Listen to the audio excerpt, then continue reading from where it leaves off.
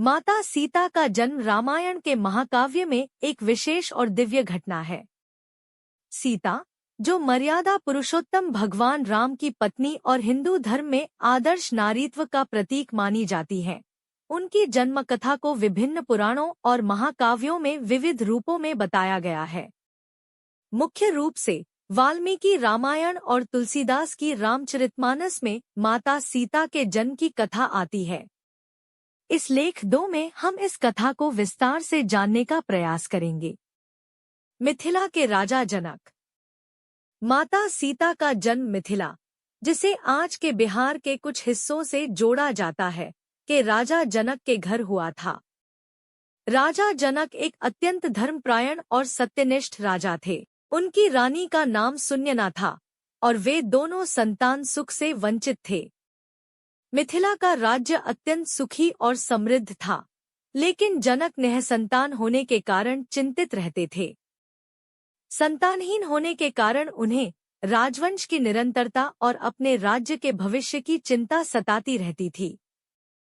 वाल्मीकि रामायण के अनुसार एक दिन जनक राजा ने राज्य में सुख समृद्धि और संतान की प्राप्ति के लिए यज्ञ करने का निर्णय लिया।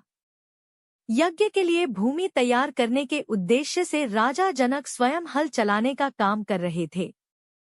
यह यज्ञ भूमि अत्यंत पवित्र और शुभ मानी जाती थी, क्योंकि इस भूमि पर अनेक ऋषिमुनियों ने तपस्या की थी। जब राजा जनक हल चला रहे थे, तभी अचानक हल की नोक भूमि में एक कठोर वस्तु से टकराई। जब राजा ने भूमि को और गहराई से खोदा, तो उन्हें वहां से एक सुंदर और दिव्य कन्या मिली। यह कन्या एक सोने के बर्तन में पाई गई और उसका तेज इतना अद्भुत था कि उसे देखकर राजा जनक और उनके साथ के लोग मंत्रमुग्ध हो गए। यह देखकर राजा जनक ने उस कन्या को देवताओं का वरदान समझा और उसे अपनी पुत्री के रूप में स्वीकार कर लिया। इस प्रकार माता सीता का जन्म दिव्य और अलौकिक रूप में हुआ। जनक और उनकी पत्नी सुनयना को यह दिव्य कन्या पाकर अत्यंत प्रसन्नता हुई। उन्होंने इस कन्या का नाम सीता रखा, जिसका अर्थ होता है हल की नोक। क्योंकि यह कन्या हल चलाते समय भूमि से प्रकट हुई थी, इसलिए उसे सीता नाम दिया गया। इसके अलावा सीता को भूमिजा, भूमि से उत्पन्न, और जानकी, जनक की पुत्री, के नाम से भी जाना जाता है। सीता का पालन पोषण अत्यंत लाड़ प्यार और मर्यादा में हुआ। मिथिला में वह अपनी 4 बहनों के साथ बड़ी हुईं। सीता की 3 बहनें थीं, उर्मिला, मांडवी और श्रुतकीर्ति। वे सभी अत्यंत सुशील, धर्मपरायण और गुणों से युक्त थीं। सीता सबसे बड़ी थी और उनमें अपार गुणों का विकास हुआ। वे अत्यंत सुंदर, बुद्धिमान और कर्तव्यनिष्ठ थीं। उनके रूप और गुणों का वर्णन महाकाव्य में अद्वितीय रूप से किया गया है। माता सीता की कहानी पसंद आई हो तो हमारे चैनल को सब्सक्राइब करें। जय सिया राम कमेंट में जरूर लिखें। राधा कृष्ण प्रेम, भक्ति और विवाह का। राधा और कृष्ण का प्रेम भारतीय संस्कृति में भक्ति, समर्पण और दिव्यता का प्रतीक है। उनकी प्रेम कहानी युगों युगों तक अमर रही है।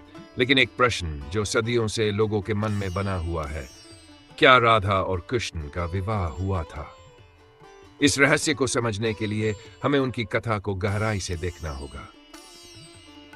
राधा और कृष्ण की पहली भेंट। राधा और कृष्ण का प्रेम जन्मों से बंधा हुआ था। मान्यता के अनुसार राधा का जन्म ब्रजभूमि के बरसाना में वृषभानु और कीर्ति के घर हुआ था। वे श्री कृष्ण से कुछ आयु में बड़ी थी और उन्हीं की भांति दिव्य थी।